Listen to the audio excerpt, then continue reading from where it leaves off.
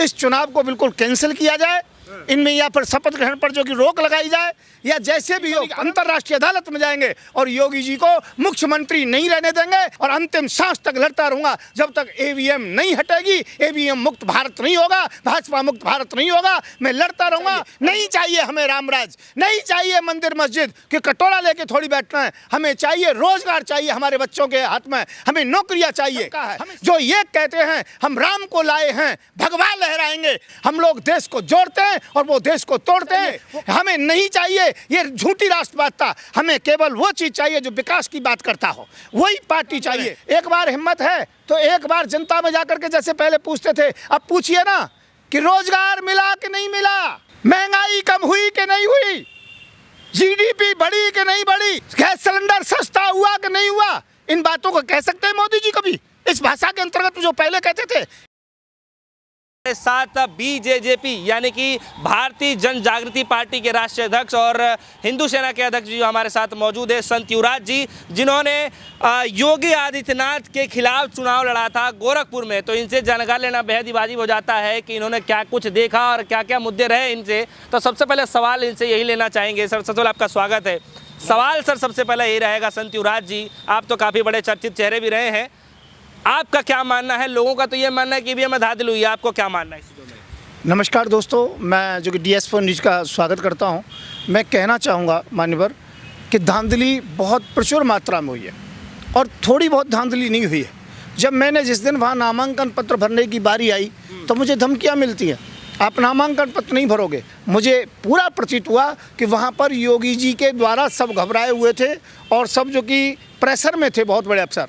रात के 2 बजे मेरे होटल का जो कि दरवाज़ा खटकता है और वो कहते हैं कि सर हमें बहुत दिक्कत है कि हम आपसे कुछ कह नहीं सकते हैं, कह नहीं पा रहे हैं, ऊपर से प्रेशर ज़्यादा है और आप अपना बैकआउट हो जाइए और आप यहाँ पर्चा ना भरिए।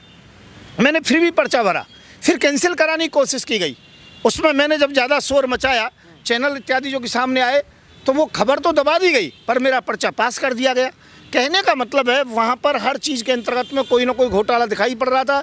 और इसके बाद में ईवीएम मशीन का जो कि समस्या पैदा हुई। 150 मेरे प्रत्याशी चुनाव लड़े हैं, उत्तर प्रदेश में, पंजाब में और जो कि उत्तराखंड में।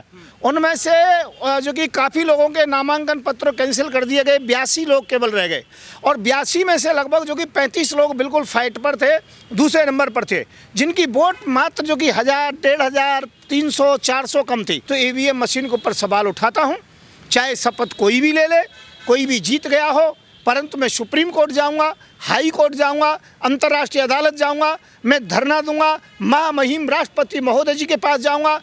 इस चुनाव को बिल्कुल कैंसिल किया जाए, इनमें या फिर शपथ ग्रहण पर जो कि रोक लगाई जाए, या जैसे भी हो, परंतु कुल मिला के यह है कि ये बैलेट पेपर से पुनः चुनाव कराए जाएं, क्योंकि हम नहीं चाहते हैं कि ईवीएम मशीन में जो घोटाला है वो होता रहे। और मैं ये कहना चाहता हूँ बिल्कुल तानाशाही है, मतलब हिटलरशाही है। हार गए तो ईवीएम पर ठीकरा फोड़ दिया, जैसे विपक्ष के तमाम नेता जो बोल रहे हैं चीजों को लेकर के। पंजाब में कहाँ थे सर?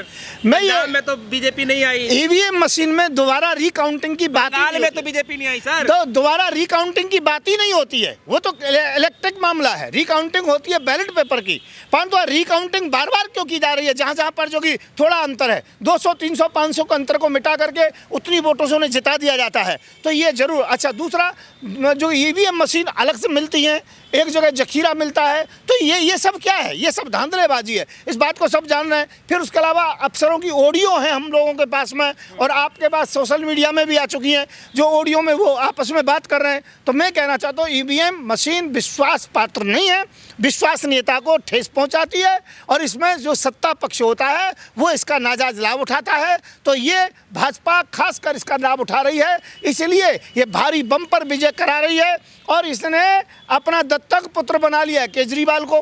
केजरीवाल जो भी कुछ ये कहते हैं वही केजरीवाल करता है, तो जिससे विश्वसनीयता को ठेस ना पहुंचे, इसी कारण से उन्होंने पंजाब में इसको दे दिया। पहले से फिक्सिंग हो गई, पंजाब तुम्हारा। अरे उत्तर प्रदेश में आम पार्टी की सीट क्यों नहीं आई और प्रदेशों में क्यों नहीं आई? वहाँ पर भी तो चुनाव लड़े हैं। मैं ये कहना चाहता हूँ ईवीएम मशीन समाप्त होनी चाहिए, भारत इससे मुक्त होना चाहिए और जिससे कि हम आगे बढ़ सकें और लोकतंत्र की व्यवस्था सही कर सकें। युवराज साहब, एक सवाल है मेरा कि अभी आपको पता है कि उत्तर प्रदेश में 2 ऐसी हॉट सीटें जो सबकी निगाहें हैं उस चीज़ों पे लेकर के, उसमें से एक नाम केशव प्रसाद मौर्य जी हैं जो कि अपनी ही सीट पे हार चुके हैं। आप समझ सकते हैं अगर ऐसी सब धांधली होती तो एक उनका बड़ा मान्यवर ये सब फिक्सिंग है। और केशव प्रसाद मौर्य को बीजेपी ने स्वीकार कब किया ये बताइए आप। हर समय तानाशाही चलती रही, खींचातानी चलती रही और दलितों के साथ और मुसलमानों के साथ बीजेपी बहुत घोर अन्याय करती है। तो ये सब चलता रहा है, ये केवल दिखावा है, नाटक है। चाहे पंजाब हो, जब केशव प्रसाद मौर्य हो, अपने लोगों को हराने का नाटक है और कुछ नहीं है। मैं बड़ा करूंगा संत्युराज, आपके बातों को मैं बड़ा करना चाहूंगा, इसलिए मैं कह रहा हूं। आप कह रहे हैं दलितों के साथ और माइनॉरिटी के साथ, लोगों के साथ इतना सब कुछ हो रहा है, लेकिन जब आप आंकड़ा देखेंगे सर तो पता चल रहा है कि भारतीय जनता पार्टी के पास अच्छी खासी अति पिछड़ा लोगों के इलाके हों, उस इलाकों में भी भारतीय जनता पार्टी ने अच्छे खासी सीट हासिल करी। इसका मतलब ये नहीं है आप ये तो मशीन से कहीं भी कर सकते हैं। इनका क्या है, इनके यहाँ तो एक जो परिवहन मंत्री पहले जो रहे हैं तो उनका बेटा जितनी वोट नहीं पड़ी थी उनसे ज़्यादा जीत गया था। इसमें क्या दिक्कत है, इसमें कोई परेशानी नहीं। दूसरा, मेरे प्रत्याशी, एक प्रत्याशी ऐसा भी है मेरा उत्तर प्रदेश में जिसकी 450 वोट अपने पारिवारिक हैं, चाचा की, ताऊ की, अपने परिवारीजनों की उस गांव में, और उस गांव में 1700 वोट गिन करके उसकी गिरी हैं। और वोट कितनी आई है? 65 आई हैं उसकी। ये आखिरकार क्या बात है? केवल ये दादागिरी है, हिटलरशाही है। इसलिए अंतिम चरणों में अखिलेश को मैंने बुलाया और हमने हाथ मिलाया आपस में, पर उसमें भी धांधलेबाजी की गई। तो मैं ये कहना चाहूँगा ये बहुत गलत किया है, हम लोगों के साथ अन्याय किया है। मुझे मेरी 82 सीटों का हिसाब चाहिए, वहाँ पर रिकाउंटिंग होनी चाहिए या फिर रीचुनाव होना चाहिए बैलेट पेपर से, मैं ये जरूर चाहूँगा। आप कह रहे हैं अखिलेश यादव से आपने हाथ मिला लिया, गठबंधन के लिए आपने हाथ मिला। अखिलेश यादव तो इस समय कुछ भी नहीं कह रहे हैं। वो कह रहे हैं कि पहले से ज़्यादा सीटें आई हैं तो जाहिर सी बात है कि भारतीय जनता पार्टी कोई घटा सकता है। मतलब सीटें जो घटाने का काम है, घटाने का काम कर दे, लेकिन ईवीएम पे आप सवाल नहीं उठा रहे। वो बात अलग है कि पहले मायावती को इन्होंने दबाया, जांच की बात करते हैं। अब अखिलेश यादव को भी कह दिया जांच की जाएगी तुम्हारी, या चुप बैठे रहिए। अखिलेश यादव ये सोच रहे विपक्ष के नेता तो बन के बैठ ही गए, कम से कम ये लोग अपना टाइम पास कर रहे हैं। इन सबको आना चाहिए। मेरे साथ 65-70 छोटे मोटे दल हैं। भारी पड़ा कि नहीं, बता नहीं, बिल्डोजर कोई भारी नहीं पड़ा। उसे पिंचर करना हम जानते हैं कि बिल्डोजर को पिंचर कैसे किया जाता है। बिल्डोजर साइकिल मैं ये कहना चाहता हूँ गलत बात है। ये गलत शब्दों का प्रयोग किया जाता है कि बिल्डोजर है, कि या जो कि वहाँ पर 80 जो 20-80 है, या जो कि गर्मी जो कि ठंडी कर देंगे, ऐसे शब्दों का प्रयोग नहीं करना चाहिए। एक जिम्मेदार व्यक्ति को योगी जी से कहूँगा इन शब्दों पर लगाम लगाएं, इन शब्दों को थोड़ा सा प्रयोग ना करें, अपना विकास के काम करें। एक बार हिम्मत है तो एक बार जनता में जाकर के, जैसे पहले पूछते थे, अब पूछिए ना कि रोजगार मिला कि नहीं मिला, महंगाई कम हुई कि नहीं हुई, GDP बढ़ी कि नहीं बढ़ी, गैस सिलेंडर सस्ता हुआ कि नहीं हुआ। इन बातों को कह सकते हैं मोदी जी कभी? इस भाषा के अंतर्गत जो पहले कहते थे, इनकी हिम्मत नहीं है जनता के अंतर्गत बीच में जाकर के ऐसे शब्दों का प्रयोग कर सके। मैं ये कहना चाहता हूँ विकास के मुद्दों की बात करो, EVM को हटाओ, बैलेट पेपर से चुनाव कराओ। और आज लोग काफ़ी जनसमूह हमारे साथ है, लोगों की भावनाएं हमारे साथ है। तो आपको लगता है कि ये सब आप साबित भी कर पाएंगे? क्योंकि दोबारा सत्ता में आने के बाद जो है योगी आदित्यनाथ ने एक नहीं करीब 3 से 4 ऐसे रिकॉर्ड तोड़ दिए हैं जो आज तक किसी मुख्यमंत्री ने रिकॉर्ड नहीं तोड़े। बताया जाता है कि सत्ता में वापसी दोबारा नहीं होती किसी की, बैक टू बैक। जो नोएडा आता है उस पर जो है मतलब एक तरीके का बताया जाता है कि वो सत्ता में ही नहीं आता है। सब तमाम बड़े वो चीज़ें थी, लेकिन सबको मैं सोनू जी, मैं एक बात कहना चाहता हूँ और जनता इस बात को सुन लो। यदि उन्होंने रिकॉर्ड तोड़ा है तो रिकॉर्ड हम भी तोड़ेंगे। हम सुप्रीम कोर्ट जाएंगे, हम हाई कोर्ट जाएंगे, हम जो कि महामहिम जी के पास जाएंगे, हम निर्वाचन आयोग के सामने भी धरना देंगे और कहीं से बात नहीं बनेगी, अंतर्राष्ट्रीय अदालत में जाएंगे और योगी जी को मुख्यमंत्री नहीं रहने देंगे। और मैं इस बात को कहूँगा 28 मार्च तक या तो हमें जवाब दें, हमें लिखित में दें, हमें आश्वासन दें, और नहीं तो 31 मार्च से राष्ट्रव्यापी महा आंदोलन शुरू होगा EVM के विरोध में।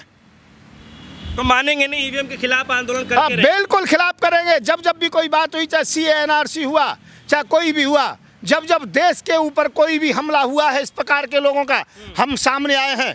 तो आज बड़ी बड़ी पार्टियां हार गई हैं, थक गई है। कांग्रेस हुई, चाहे वो सपा हुई, बहुजन समाज पार्टी कोई भी हुई, परंतु हम सामने हैं और हम आकर के हम जो EVM मशीन का विरोध करेंगे। आप संत हैं, आप संत होने के बावजूद भी जो है क्यों मतलब विरोध में है? क्यों बड़ा? तो हम भी तो संत हैं, हम कौन से असंत दिखाई पड़ रहे हैं?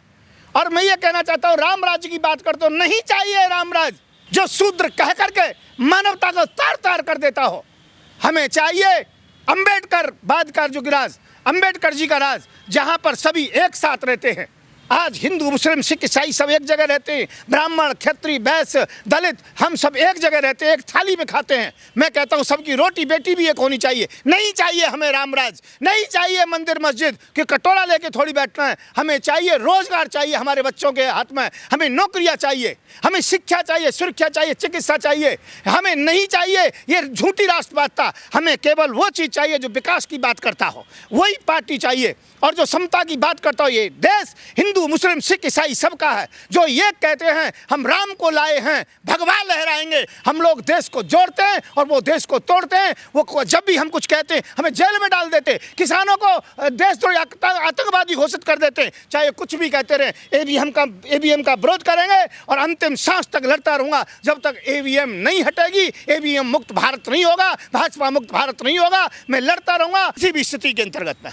चलिए देखते हैं कि आगे क्या होने वाला। हालांकि हमारे साथ संत युवराज जी जुड़े रहे, जो कि बीजेजेपी पार्टी के राष्ट्रीय अध्यक्ष हैं, जिन्होंने जो अभी हाल ही में चुनाव हुआ उत्तर प्रदेश के दौरान, विधानसभा जो चुनाव हुआ उसमें योगी आदित्यनाथ के खिलाफ इन्होंने लड़ाई लड़ी है। और जाहिर सी बात है कि जिस तरीके से करारी हार मिली है, कहीं ना कहीं उसका गुस्सा भी हो सकता है कि उतारा जा रहा हो। हालांकि अभी तक ये साफ नहीं हो पा रहा है कि ये गुस्सा है या फिर हकीकत लड़ाई लड़ने के प्रयास कर रहे हैं, क्योंकि ईवीएम भी सबकी निगाहें टिकी हुई हैं। बहुत सारे तमाम नेता ऐसे हैं, चाहे सपा पार्टी के हो, चाहे तमाम ऐसे दल हैं, चाहे अगर ममता बनर्जी की बातचीत किया जाए तो ईवीएम पर कहीं ना कहीं सवाल निशान खड़ा किया जा रहा है। फिलहाल के लिए इतना ही। जुड़ेगा हमारे साथ न्यूज़। धन्यवाद।